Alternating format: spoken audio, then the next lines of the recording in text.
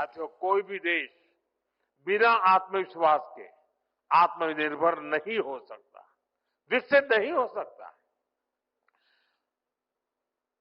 और इसलिए अपने सामर्थ्य, अपनी विरासत, अपने साजो सामान पर गौरव का अभाव हमें खलता है।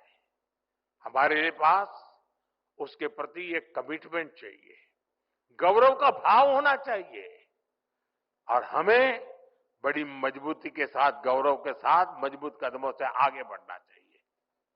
आपने ब्रिटिश राजनेता मैकाले के बारे में जरूर पढ़ा होगा। उसने गुलामी के कालखंड में शिक्षा तंत्र के माध्यम से भारतीयों की ऐसी पीढ़ी बनाने के लिए काम किया जो मानसिक रूप से गुलाम हो। इससे भारत में स्वदेशी के प्रति, अपनी परंपराओं के प्रति, अपने प्रोडक्ट्स, अपने सामर्थ्य के प्रति हीन भावना पनपी। सिर्फ स्वदेशी होना, इंपोर्टेड होना ही,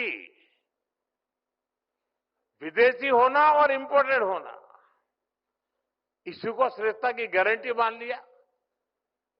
अब ये कोई गले उतरने वाली चीज है क्या?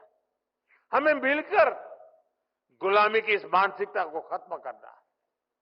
10 साल बाद मैकाले के उस दुस्साहस को 200 वर्ष पूरे हो रहे हैं और ये पीढ़ी की जिम्मेवारी है कि 200 साल पहले का जो पाप है ना, वो धोने के लिए अभी 10 साल बचे हमारे पास। और ये युवा पीढ़ी धो करके रहेगी, मुझे पूरा भरोसा है। और इसलिए देश के हर युवा को संकल्प लेकर इस मानसिकता से देश को बाहर निकालना है। साथियों, हमारे यहां शास्त्रों में कहा गया है और यहां पर स्टार्टअप, यहां जो प्रेजेंटेशन हुआ उसमें भी उसका उल्लेख किया गया, आनो भद्रः कर्तव्यो यन्तु विश्वतः।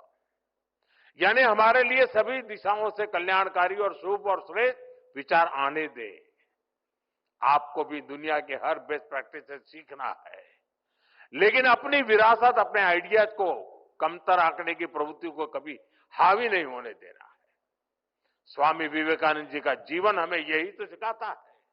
उन्होंने दुनिया भर में भ्रमण किया, वहां की अच्छी बातों की प्रशंसा की, लेकिन उन्होंने भारत की विरासत को लेकर फैलाए गए भ्रम को तोड़ने के लिए निरंतर प्रयास की, कठोरता उन्होंने घाव की उस पर। उन्होंने विचारों को सिर्फ इसलिए नहीं स्वीकार किया क्योंकि वे पॉपुलर थे, बल्कि उन्होंने कुरीतियों को चैलेंज किया।